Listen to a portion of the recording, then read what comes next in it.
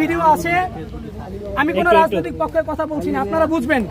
একটা ভিডিও আছে, সেটা হচ্ছে ও বলছে ধানমন্ডি 32 নম্বর যখন বাড়ি ভাঙে ওখানে ছিল, ওখানে থাকা না থাকা ভাঙ্গা না ভাঙ্গা কোনো বিষয় নাই, ও ভাঙতেই পারে, ওখানে আমরাও অনেক জায়গায় গেছি, ওটা বিষয়। ও বলছে ওখানে এক একটা ইট ভাঙলে নেকি পাওয়া যায়।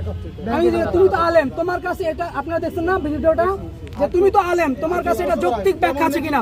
ইট ভাঙতে পারো, সে স্বৈরাচার ছিল, ইট ভাঙতে পারো, বিল্ডিং পুরাই দাও, কিন্তু ইট ভাঙলে সওয়াব হবে, এটা পাইছো কই? আমার কথা বুঝছেন আপনারা? বুঝছেন এটা বিষয়?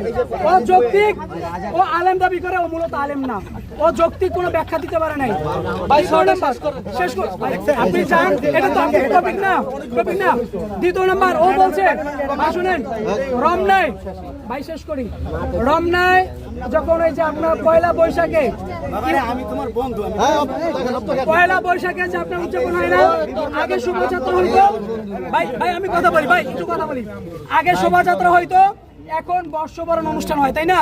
ও সেখানে পান্তা ভাত, ইলিশ মাছ, তারপর হচ্ছে কি লেগে গেছে, মরিচ পেঁয়াজ লেগে গেছে। আচ্ছা যাক, এটা বাংলার সংস্কৃতি, এটা সংস্কৃতি হিসেবে যাক, কিন্তু ও যে সেখানে একটা ভিডিও করে দিছে, বলছে যে ইফতারিতে খেজুর খাওয়া যেরকম জরুরি, বুঝলেন, ইফতারিতে খেজুর খাওয়া যেরকম জরুরি, সেভাবে পয়লা বৈশাখে পান্তা ইলিশ খাওয়া জরুরি। শুধু জরুরি না, এ সরকারের কাছে দাবি করছে, সরকার যেন এটা আইন করে।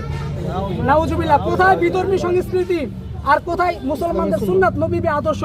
আপনি বলেন, ও যে আলেম দাবি করে, এই যুক্তির সাথে আমি আপনাকে দেখাচ্ছি, এই দেখেন ভাই, এদিকে এই ফিলিস্তিনের গুলি দেখেন। আচ্ছা ভাই ভাই, ফিলিস্তিনের ভাই, তোমার right two right, right two right, ভাই রং নিয়ে কোনো কথা নাই, বলেন আপনি একটু সাউন্ড বাড়ান।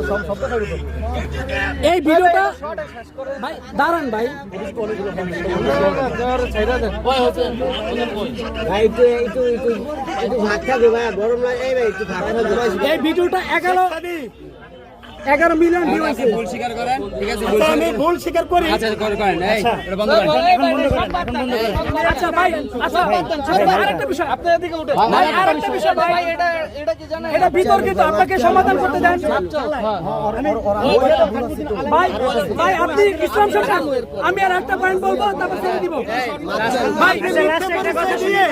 ভাই আমার ভাই একটা পয়েন্ট বলবো, তারপর কথা বলেছেন আপনি, আবার কথা বলেছেন, আপনি আলেম, তুমি আমার চিনো, এই তো বাইর করেছিস, আচ্ছা ভাই, তাহলে এরকম কথা বললে ঠিক না ভাই। ভাই ভাই ভাই, আপনি যদি পয়েন্ট যেটা সেটা বলেন। না